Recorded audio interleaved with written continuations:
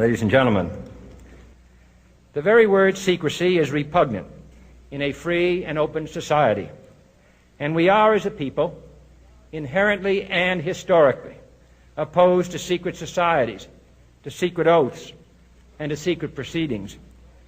We decided long ago that the dangers of excessive and unwarranted concealment of pertinent facts far outweighed the dangers which are cited to justify it. Even today, there is little value in opposing the threat of a closed society by imitating its arbitrary restrictions. Even today, there is little value in ensuring the survival of our nation if our traditions do not survive with it. And there is very grave danger that an announced need for increased security will be seized upon by those anxious to expand its meaning to the very limits of official censorship and concealment. That I do not intend to permit to the extent that it's in my control. And no official of my administration, whether his rank is high or low, civilian or military, should interpret my words here tonight as an excuse to censor the news, to stifle dissent, to cover up our mistakes, or to withhold from the press and the public the facts they deserve to know.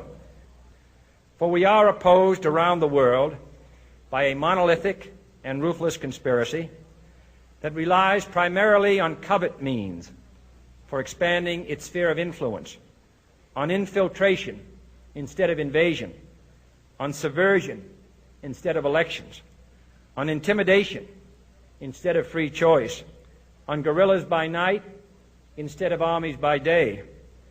It is a system which has conscripted vast human and material resources into the building of a tightly knit, highly efficient machine that combines military, diplomatic, intelligence, economic, scientific, and political operations.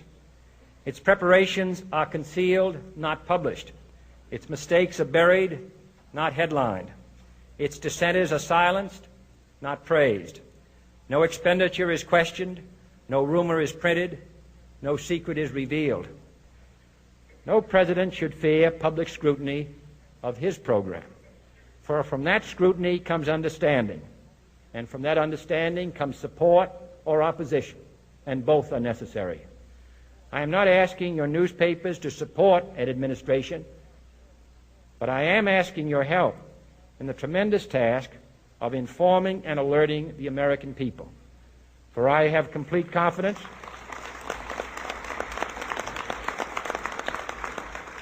in the response and dedication of our citizens whenever they are fully informed. I not only could not stifle controversy among your readers, I welcome it. This administration intends to be candid about its errors. For as a wise man once said, an error doesn't become a mistake until you refuse to correct it. We intend to accept full responsibility for our errors, and we expect you to point them out when we miss them. Without debate, without criticism, no administration and no country can succeed, and no republic can survive. That is why the Athenian lawmaker Solon decreed it a crime for any citizen to shrink from controversy. And that is why our press was protected by the First Amendment, the only business in America specifically protected by the Constitution, not primarily to amuse and entertain, not to emphasize the trivial and the sentimental, not to simply give the public what it wants, but to inform, to arouse, to reflect, to state our dangers and our opportunities, to indicate our crises and our choices, to lead, mold, educate, and sometimes even anger public opinion. This means greater coverage and analysis of international news, for it is no longer far away and foreign, but close at hand and local. It means greater attention to improved understanding of the news, as well as improved transmission.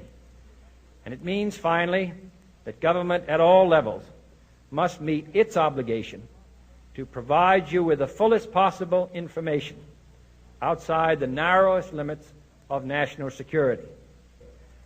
And so it is to the printing press, to the recorder of man's deeds, the keeper of his conscience, the courier of his news, that we look for strength and assistance, confident that with your help, man will be what he was born to be, free and independent.